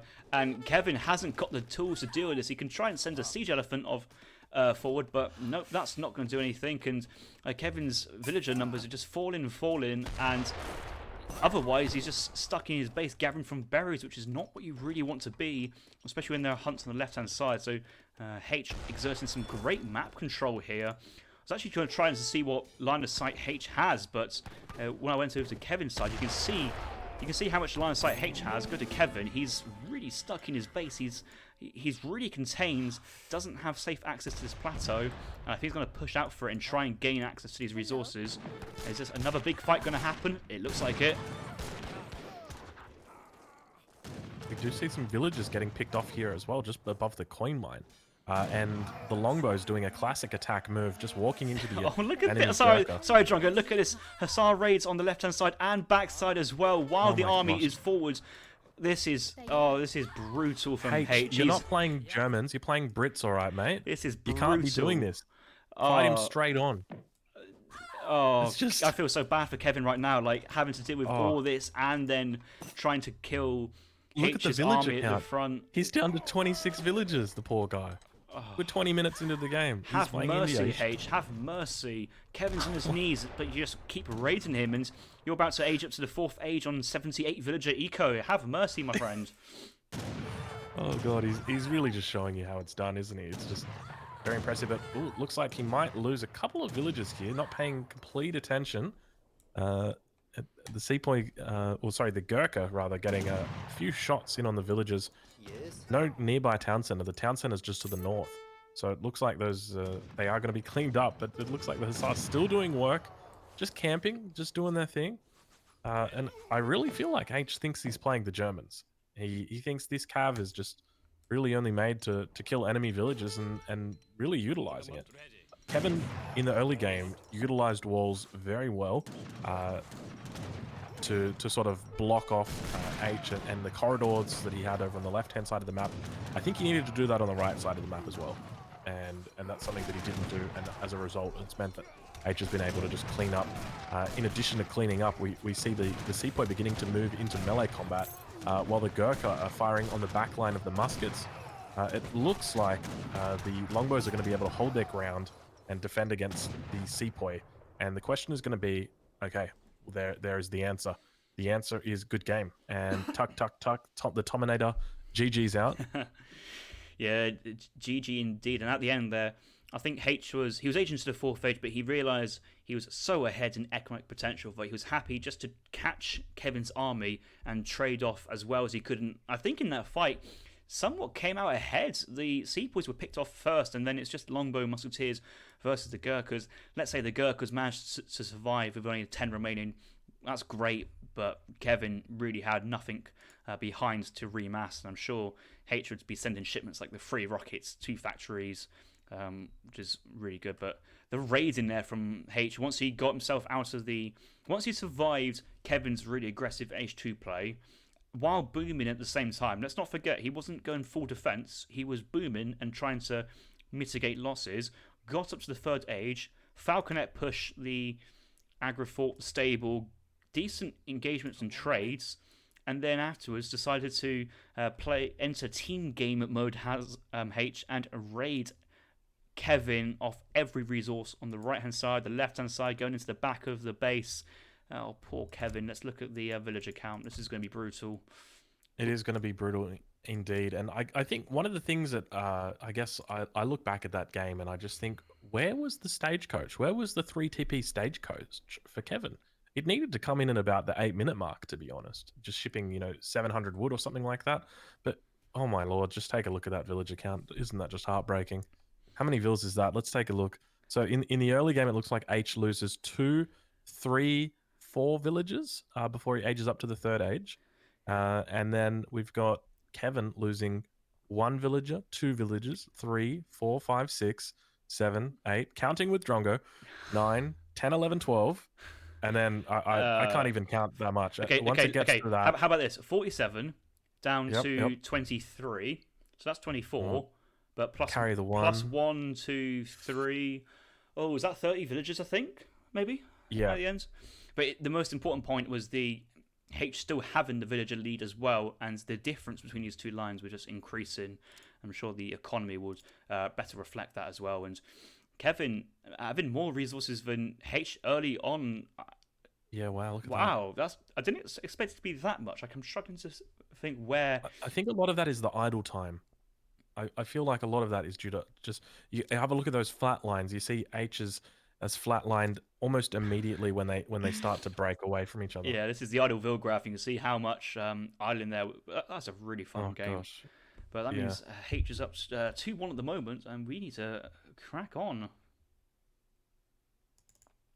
I've got a feeling if Kevin had gone for a 3 TP stagecoach there, controlled that right side of the map, Mm. and done everything else that he had done. So he got all of his market ups. He got the Ottoman consulate. He shipped both of the wood trickles from his home city. I feel like he would have been in a superb position, but neglecting to go that 3 TP stagecoach really just meant that he was behind in a lot of economy. In addition to that, the 2 explorers for Kévin died in the location that they've been since probably the 7th minute of the game. I Yeah, saw these know. explorers sitting over near this trading post at about minute 7, minute 8. I think they were going to build a TP. I think they might have even done that. But, oh, jeez. I think it could have. I think it could have been a different game if you picked up those stagecoaches. I wonder how the game would have ended or played out if Kévin dropped that aggro fort on the right-hand side instead of the central part of the map. Just to try and get all that. Every time a batch of sepoys were trained, they had to walk around walls and cliffs, and Haitch just got so much time as a result of those little wall pieces and making full use of the closed structure of the map of the can. But if Kévin aggroed the right-hand side, the side without the river, access to the 3 TPs, could stagecoach, no less idle time from having to walk around walls. Haitch would struggle to really wall that. If you get a couple of wall pieces from Kévin to actually wall off the central plateau, then Haitch is really struggling to get out on the map and get resources. So, possible option for players to think about in the next game. I'm going to quickly check my Discord. I've got a big number 6 next to me. I wonder who That doesn't wants sound to. good. Oh, Sounds like Mum needs you to go and get the washing in. Oh no, it's Daddy Noel just checking on me, but that's a while back. Yeah, that's fine. That's fine. Da da da da da. Yeah, that's fine. Okay, cool. Let us go back and carry on for game number 4 between Haitch versus Kévin.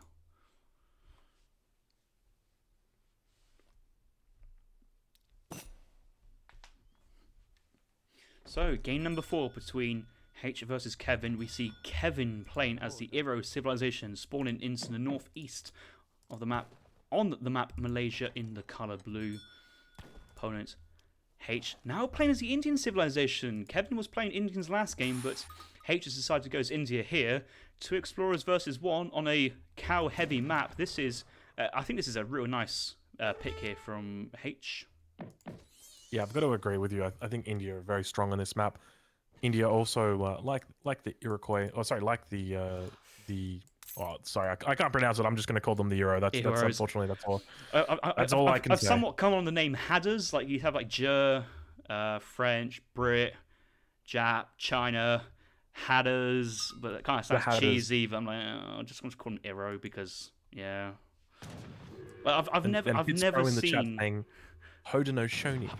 But that's 5 syllables. That's 5 syllables. French is 1, Brit is 1, Ger is 1.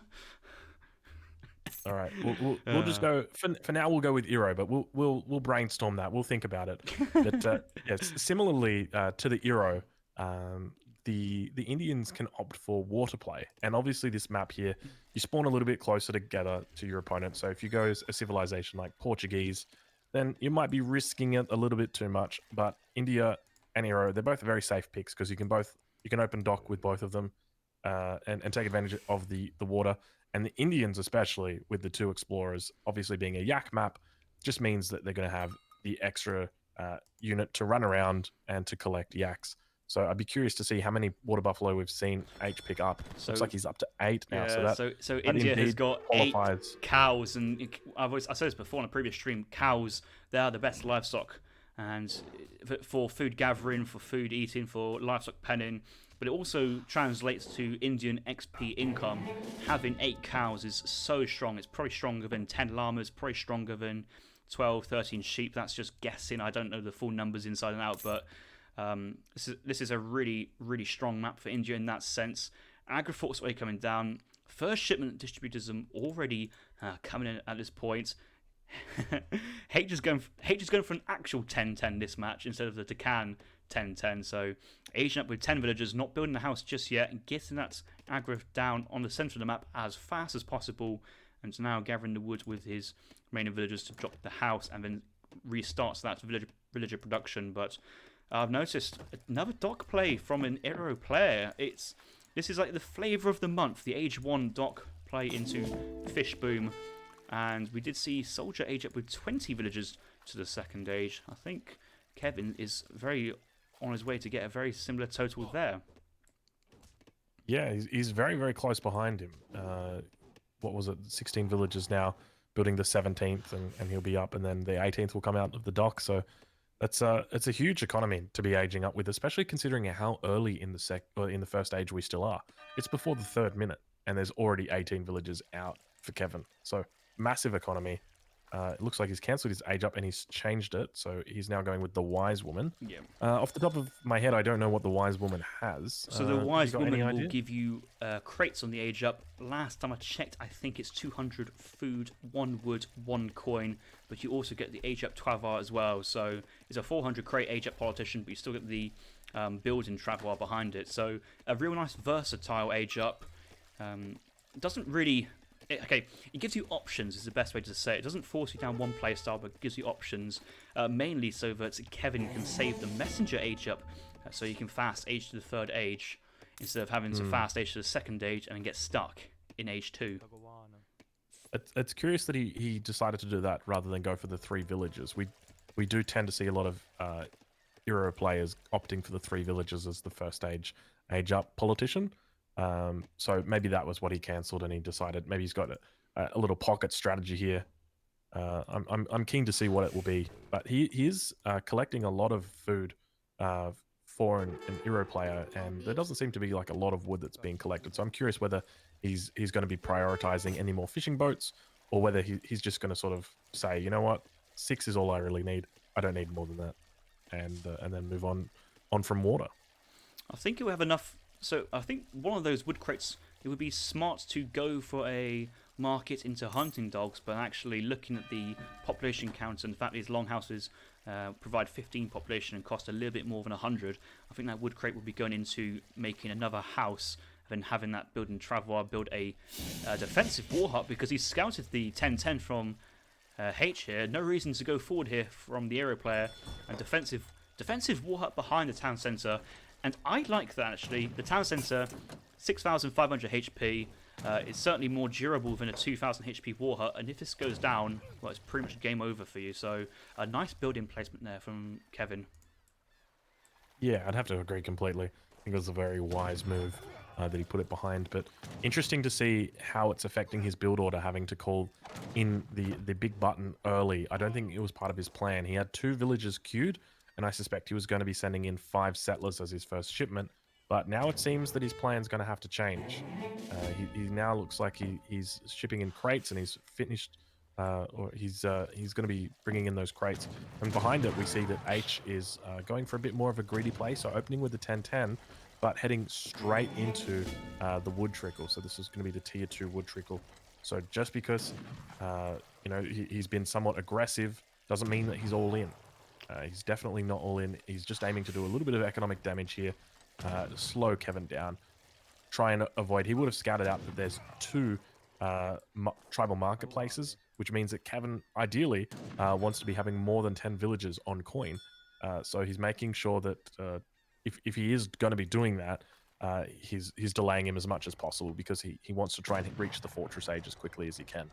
I'm glad you spotted the foreign login play there from Haitch. I was actually staying on Haitch's viewpoint to see what his second card would be, whether it's going to be maybe the 300 exports, the 4 sours, and see how aggressive Haitch wanted to be with this, but it actually has gone for the eco option behind this.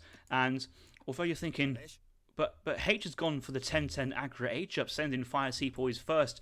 This is the all-in build, surely, but you gotta remember, Haitch has 9 water buffaloes and 9 cows. He's had lots of decent treasures. He's picked up probably about 6 treasures so far. I haven't kept an active eye on what he's picked up because they're quite low value treasures, but he hasn't been slacking. He's forced a wall segment. He's forced a big button call. He's forced the 6 ANA shipment, or the 7 ANA shipment, pardon me. He's forced defensive wall hut. He's just slowed Kévin down and Kevin's build. Now that Kévin sends in, his first card was 7 ANAs instead of 5 villagers, still sends the crates of all resources behind to get that age up in behind. But I think Haitch should be quite happy with the damage he's done so far. We'll have to see if it's enough, though, to if he will come out on top versus an age 3 hero play here. But so far, I think Haitch has been playing rather well. Yeah, I'd have to agree with you. He's now opting to send the 700 wood, so curious whether we're going to be seeing a consulate drop down and some trade posts. Are we able to check H's deck and see whether he's been, if he's got the dock card in his deck? Oh, he does actually. He does, right? Okay. I'm curious. I don't think he'll end up doing it. I think it's more of just an option, an early option. I don't think he'll be doing it or going for any sort of water play at this stage. But I guess I've been wrong in the past. He may opt to stay in the second age for a bit longer.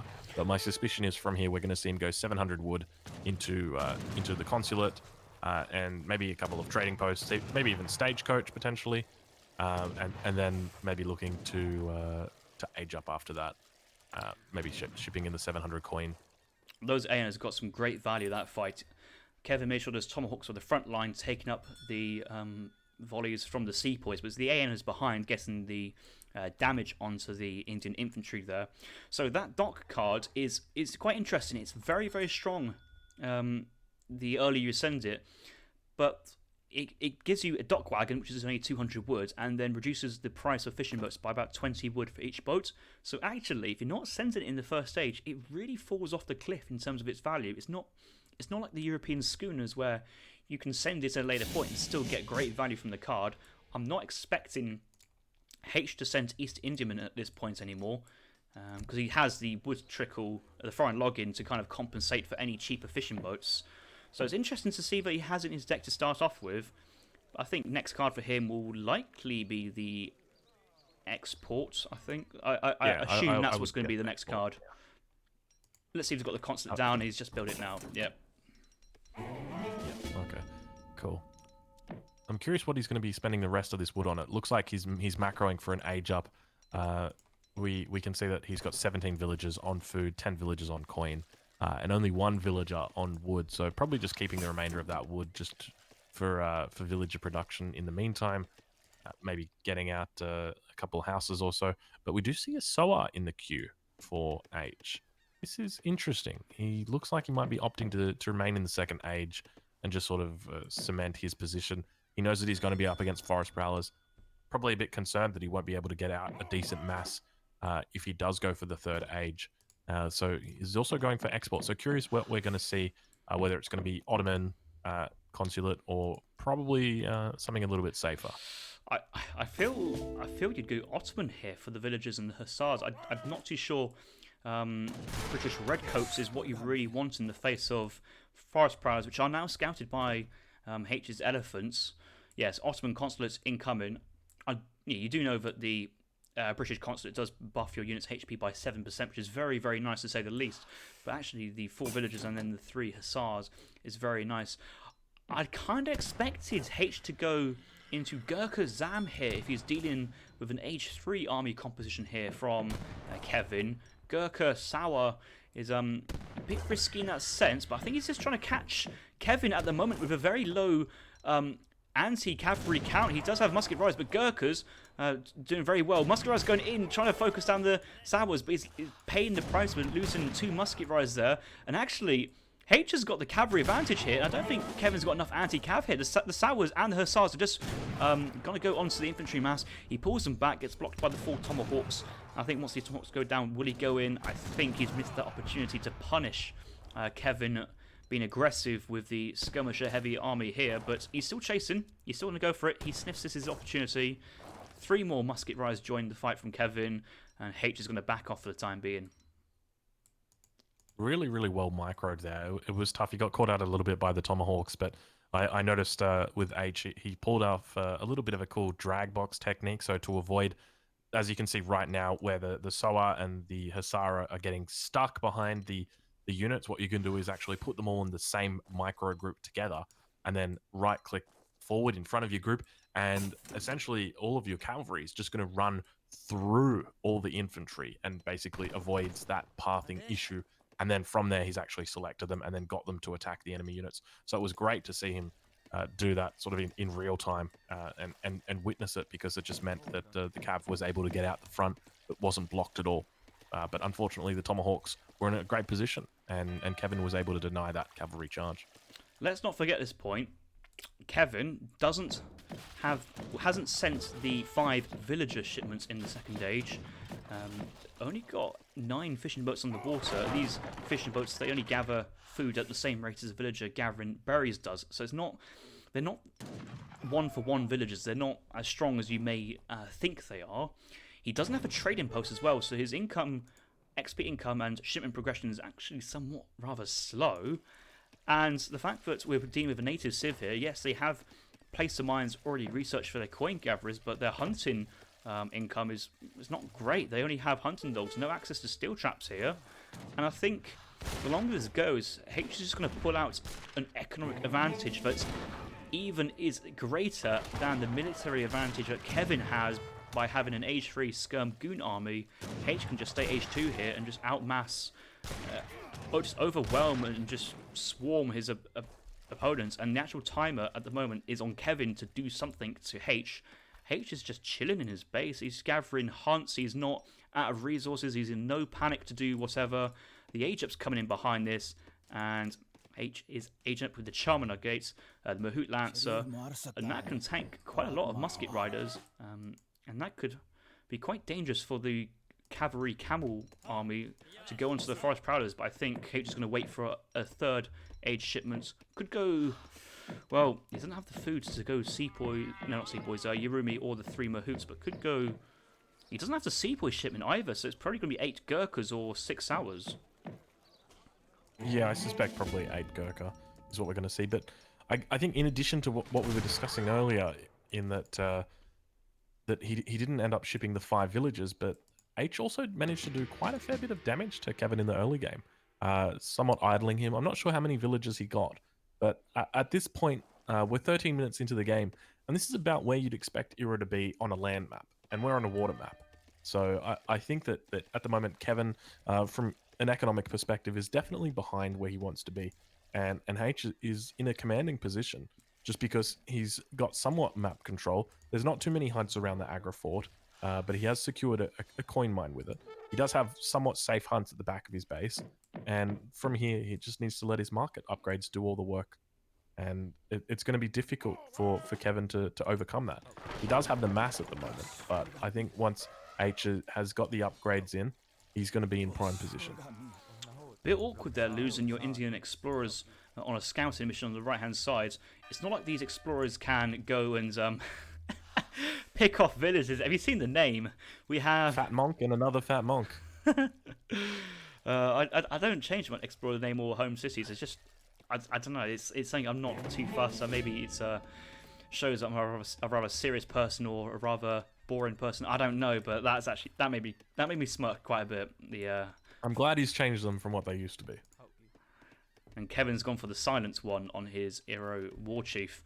But the only thing silent about the Iro army is the Forest Prowlers, which can enter stealth mode and maybe pick off some villagers with a nice stealth skirmisher raid. That'd be interesting to see. A particularly interesting thing to see is that he's only got 18 Forest Prowlers. It's not an overly large mass. It's probably what you'd expect in early Fortress, but it doesn't look like he's added to that. Meanwhile, we've got cavalry upgrades coming in behind this, as well as cavalry shipments. So a very, very big mass. I think that Kevin's hoping that H isn't really putting 2 and 2 together, that there's a small mass of Forest Prowlers, so it can only mean one thing, and that's there's a lot of cavalry. And which is exactly what we see H doing at the moment. So he's building more Gurkha. And my fear is that he's going to be able to overwhelm, Kevin's going to be able to overwhelm H just with sheer cavalry superiority. The thing is, at the moment, H has got Mantabdar Gurkha and the Brit Consulate buffing his disciplined Gurkhas. These skirmishers are stronger unit for unit than Iro, Forest Prowlers, no carded, but under War Chief. This is just a trade Haitch will take any day. Doesn't need to commit cavalry at the moment. Just wants to trade off skirmishers for skirmishers, and he's quite happy to do that. The musket riders moving forward. Gurkhas will turn their fire onto these, and once these muskets go down, the cavalry can then go onto the skirmisher mass of Iro. But I'm sure Hazel would like to send another skirmisher shipment at the moment because he's just seen this really high Dragoon skirmisher army. Elite Canyons moving in, but we do have Disciplined Zams frontline in, blocking the Canyons from the Gurkhas, and also picking up a couple of these Elite Canyon Horsemen as well. And Kévin, going for a push there, is backing out. He realizes he just can't quite take the fight he wants to under the Indian Agra fort. Haitch is still gathering, still massing on the better eco, and the longer this leaves, the worse it's going to get for Kévin. We see the British East India Company combat card here for the Gurkhas as well.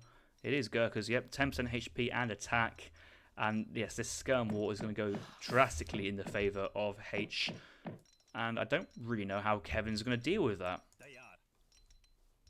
Are we able to see what upgrades Kevin's got in his deck, whether he's opted to include all 3 upgrades for his infantry, or whether he's just got 2 of them in there? Yeah, he has infantry combat and infantry attack and HP in his second stage. Also has conservative tactics, but they don't buff the Forest Prowlers.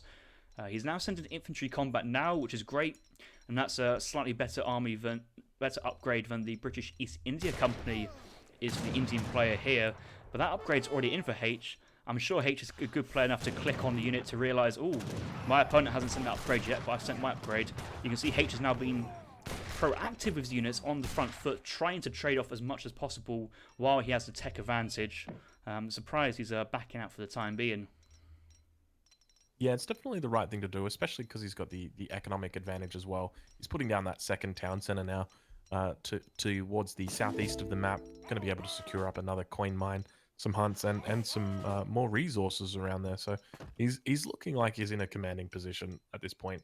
Even though the scores are quite close, I suspect it's going to be very difficult for Kévin to really come back from this. Are we able to check on the villager count for H at this point? Yeah, we Against certainly 47 can villages, Kévin. Considering how nicely you've asked, it's 50 villagers so far on the field for H. But remember, double wood income trickle as well. That's about 6 villagers there and then, and really strong upgrades as well. Much better upgrades than the Iro player would have. See, there's a few boats on the water. Looking at Kévin, he does have his gill nets, so very nice to see that tech on those 12 fishing boats now.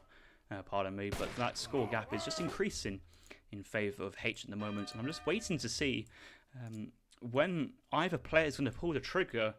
I think it's going to come down to that one big fight, but the longer it leaves, it feels more in favour of Haitch. And now Kévin is sending his age 3 upgrade cavalry attack. Iro do not have access to cavalry combats, so it's a nice shipment, but it really is just an age 2 shipment at this point, and you wouldn't normally send it. You wouldn't normally send cavalry attack if you're French at the moment, so it's a bit, yeah, it's a nice shipment, but it's not that great. Meanwhile, Haitch is still pushing in, trading Gurkhas quite happily. These are still stronger than Forest Prowlers. Ooh, they're exactly the same. Look at this. 173 versus 169. Yeah, both wow. doing 22 attack. The Gurkhas have 1 less range, but that infantry combat is crucial for Kévin. But actually, I think the fight's going in now. It's the musket riders are shielding the Canyons and blocking the Canyons from getting onto the Gurkhas. One Mahout down to the south. A lot of these Indian units are clustered up. Not Indian, Iro. Zam's moving topside. You can see both players are trying to macro 3 control groups continuously. Cavalry moving in onto the Forest Prowler and musket rider line, pulling back the Mahout Lancer now. You know what? I was expecting a couple more Mahouts on the field for Haitch, but considering that the skirmishers do the same and there's actually a decent mass of Canyons, I think Kevin's in a alright position. I'm not too sure Kevin's dancing right now for war dance. If he was dancing for war, I think he might be in a stronger situation, but still Haitch is taking some good trades again. Indian explorers coming from the back, just grabbing the attention of all these Forest Prowlers, and the Gurkhas get a free volley on the musket riders. And yeah, it's still not happened yet, but Redcoats are raiding on the backside. That's quite cute. Yeah, they're gonna. Looks like they're gonna get that house before it goes. Before Kevin's Forest Prowlers and Musket Riders get there. Will it go down? It's post your prediction in chat right now. Quickly, 1, 2, 3. Looks like it isn't gonna go down. But where is Kevin's food land villagers gathering? There's some coin villages on the far left of the map. But I'm struggling to see where this food income is coming. I think it's all from the fishing boats on the water. And Iro is just maxed out on 11 food gatherers. Meanwhile, Haitch, 23 on the food. Doesn't have much coin at the moment. I think he's moving from one coin mine to another. Does have 2 town centres. And yeah, here's the villagers moving across onto another coin mine. Tribal marketplace from Kévin. They're fighting for this coin. Both his armies are just going to quickly make a beeline straight for this side coin mine and change the scene of their battle. And yeah, Kevin's behind. He wants to try and keep H's army here, but H is like, yeah, nah, mate, I'm moving my entire army and picking off your 10 villagers topside. I'm surprised he's chasing the Gurkhas. Yeah, he's just turned around topside. And I think that's a smart play here from H, forcing the reaction for Kévin. But 5 Crassiers on Gurkhas. Zam's a bit away. They're coming back in. I think there's enough Zams here. But these Crassiers will be less than effective. Indeed. Unfortunately, those Cuirassiers looking like they're getting picked off before they can really meet up with the rest of the army. So not getting a lot of value out of them, unfortunately. But we do see the battle beginning to unfold. The Forest Prowlers moving in underneath the Agra Fort, looking like they're doing a bit of a dance with the attack move, a bit of a bug that happens just because of the lack of range. But the Cuirassiers are connecting on with the Gurkha. Now we do see the Mahouts that are slowly getting whittled down by the Musket Riders as they attempt to retreat. And the TC has gone up for Hazard. That's the 3rd TC now that we see. And the Minutemen are being called, or at least the Indian version of Minutemen. And the Mahouts do look like them rounding the corner and going to be able to try and connect with the Forest Prowlers. The Musket Riders have been whittled down. It looks like we're dealing with less than double digits now on the Musket Riders. So H is obviously really just demonstrating his amazing micro here, being able to pick off all those Musket Riders individually. But we see that he's just got a great trade. The Mansavar is sitting at the back, nice and safe, and his stats are just doing really well because that Eero Explorer is down on the ground and it's dead, and it's not doing anything. And here we spot now that all the Musket Riders have died. The Zams are still plentiful. We got two Mahouts reinforcing as well. This is going to be the GG moment. All the anti-cav has gone down from Kévin. I think Kévin was trying to focus down the 3 Mahouts previously, but lost a lot of anti-cavalry mass while trying to focus down those Mahouts. The previous 3 Mahouts did connect with the skirmishers, forcing Kévin to stand and fight, but at the end it felt like Kévin was forced to trade off his Musket Riders very ineffectively versus the Gurkhas just to try and retain some sort of skirmisher mass. Then the 2 Mahouts just coming in to seal the GG there, and H has survived a possible upset in game number 1 versus Kévin to come back from 1-0 down to lead and win the series 3-1. So H defeating Kévin 3-1. I'll give him the 3, which is very, very nice. And an impressive game and a wonderful series. I think Kévin played incredibly well. I'm very impressed by a lot of the foresight that he pulled out in those games.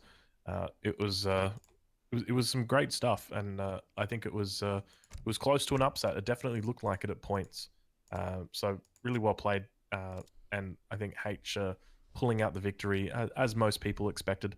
I don't think anybody really expected him to drop a game in his entire pull. So to think that he's dropped a game in the first set, that's a bit over the top with the entire pull. But I think Haz would be happy just to drop a couple games here and there, and I think Kévin, fully deserves the victory. But Haz has certainly brought his A game as well today. Like I didn't think the other games were through Kévin making mistakes. Just Haz just absolutely dominating. Once he got into the zone, he was playing exceptionally well. Looking at the military unit populations, always trading from a smaller number but slightly stronger units. H was. I think the eco was pretty much in favour of India throughout. Oh, not even close.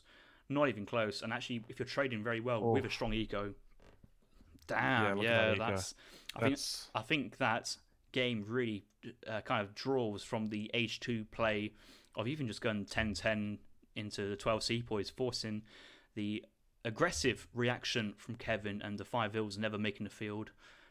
Yeah, really hurting that Aero eco as the game goes on. I think to me that demonstrates that Kévin really needed to pick up Stagecoach and he needed to pick it up a lot earlier. I mean, he didn't pick it up at all, but I think that having the early mass in Fortress Age, there's no real way that H can leave the safety of his Agra, and so it means that the trade route is open for Kévin to be able to take it. And I think that that's something he neglected to do. So I would have liked to have seen him pick up that trade route. I think it's a couple of games now where he hasn't opted to do that. And I think for me, an old timer where trade routes weren't as strong, it's difficult to come to a meta where trade routes are really quite strong. And I think that ignoring them, especially when you have the upper hand or the upper foot with regard to aggression and map control, it can be a little bit of a mistake.